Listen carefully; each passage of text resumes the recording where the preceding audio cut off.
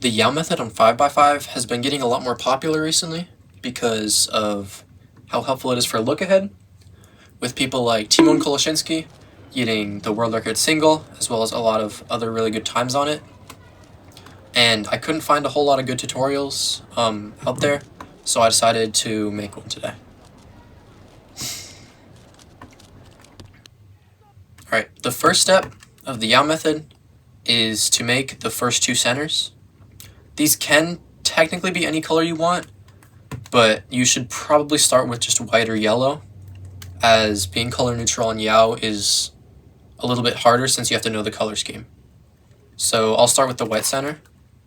There are a lot of different ways you can make these centers, which is like, so making a bar on the top like this of 3, and then making another bar to put in there, like that, and then you can make the last bar after that's done.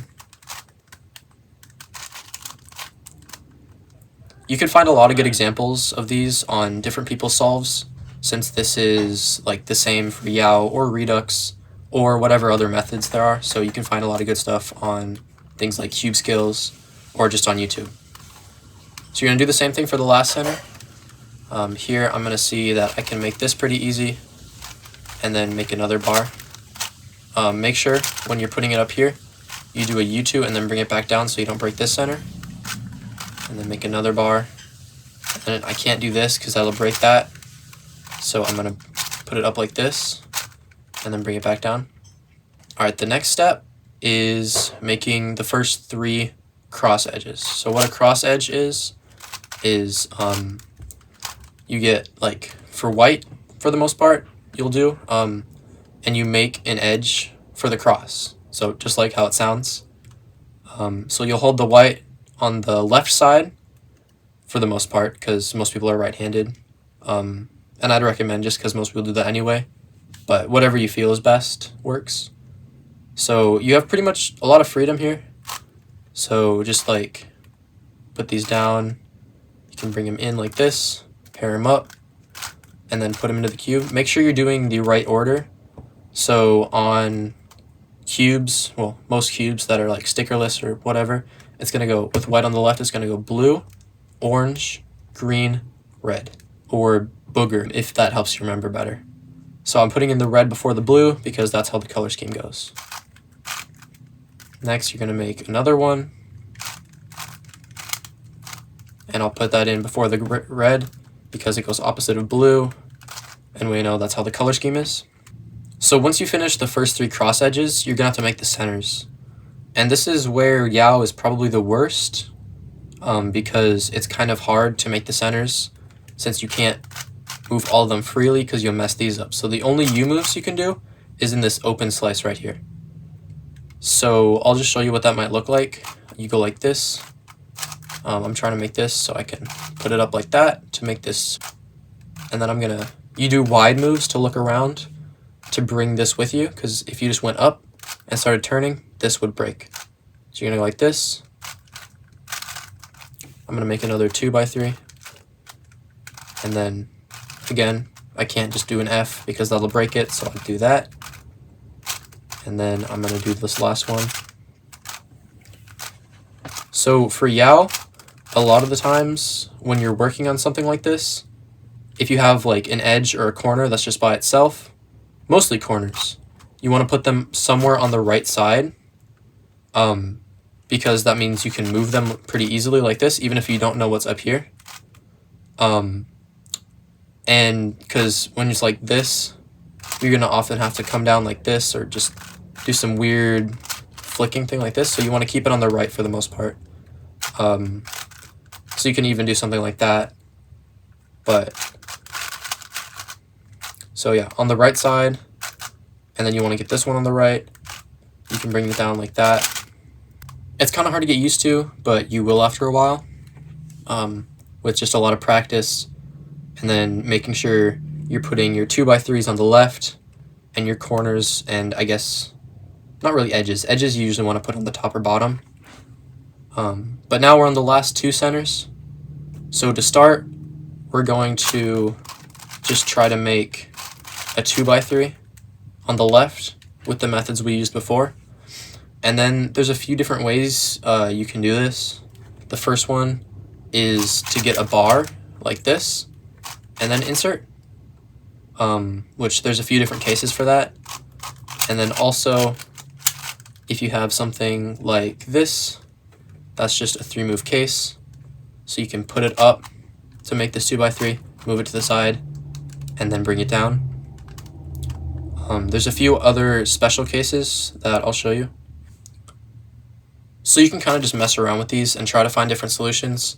But to start, just make the 2x3 on the side, and then have either this case where you bring it down, or this case where you do an RU to R prime to make it. Alright, next we have the last cross edge, and for this one we can use free slice. So you can just bring it down and break up these centers, as long as it's only in this direction. Don't do anything like this, or even an R2, U2, anything like that. Like, don't do this because you'll mess up the order, but you can just do like all sorts of this stuff. You can bring stuff up and down because everything stays in the same spot. And then once you have your edge made, you're gonna bring it the hole where it goes under it, and then do this. So you do R, which messes this up, so you do U, R again, U prime, R2. So this ends up in the same spot it was before, which is also what Tymon does, and it's quite efficient. Alright, next we're going to make all the edges, which again we can use a free slice. So you can keep moving things along like this, as long as you don't do any moves along that axis or anything like this. And there's a few ways you can bring pieces down. So if there's something on the top and it matches the color you want to go to, you can just do R, U prime, R prime, and it'll bring it down. So when you move it over, it'll pair up. So again, that's, say you have this piece and you want to put this one down, you can do R, or I guess L in this case. So bring it up, move it into there, and then bring it down. And then once you pair it, it'll be right again. Another way you can do this, say you're here, right? And you have this and they don't match. So first you can rotate and just put it down like that, but that might not always be the best choice. So what you can do is like F, so bring it down, and then L prime, or L, U, or F I guess, L prime. And that means you can bring it over. So I'll show it again for this one. I want to put that here, but I want to replace this with this so this doesn't get broken. Because if I put it down here and moved it, that would get broken, right? So what I'm going to do is move this, move it down, bring this up, and then do that. So I can connect these together. Now we don't really care. Okay, so again, this matches. So we can bring it down like this, bring it over. And then for the last one, you can't just put it into the top and bring another one down because you'll break it. So what you can do is replace one of them, bring it over, and then put the replaced one back down. So now that you're done with that, you're going to fix all the free slices. So these should all just be normal centers now. And then do this algorithm here. R, U prime, R2, U prime, R. And what that does is it brings two pieces here and then two broken edges here. The rest are all solved. And so now we're going to do cycles. The reason you can't do what you normally do with keeping them all in this layer is that a lot of times to move around pieces, you'll do moves like this, and that moves, it breaks the cross. And yeah, we do have the cross and we want to protect it, we just do these cycles here. So to start, I'll just show you what it could look like. So do these two insertions, and now you're gonna, so say move this piece over like this into where it needs to go, and now we're gonna look to this piece and try to put in a piece into this that would benefit it over here. So we're just trying to build pieces. So I'm putting this red one down, so when I bring it back, this is paired up. Now I'm going to teach you a new algorithm, which is called the flipping algorithm, and it just takes this edge and flips it around. So it goes like this: R, U, R prime, F, R prime, F prime, R. So now that you flip that, I'm going to do another one. So I'll bring this piece over here to make this piece. And then I'm going to bring this down to pair it up with that when I bring it back.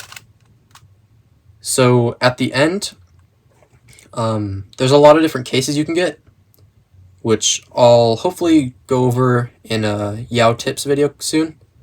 But for the most part, you're just going to try to make the second to last edge, and then see if the other one gets solved, which it might not because there's parity.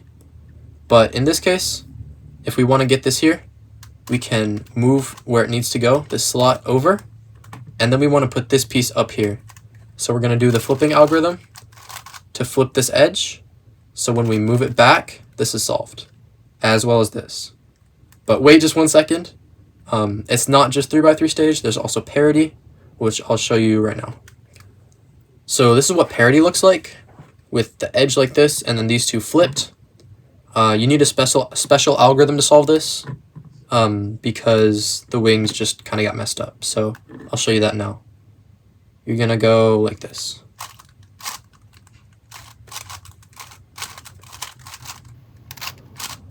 Make sure to do a thick grab here.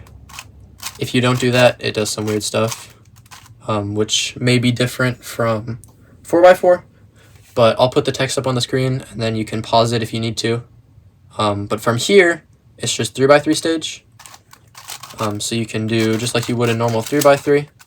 However, there are a few differences. You'll probably want to rely mostly on one hand if you can, and don't do any like super weird fancy finger tricks. Like here, this algorithm I have, it's kind of weird, thick moves. Those aren't always the most consistent on 5x5 or big cubes.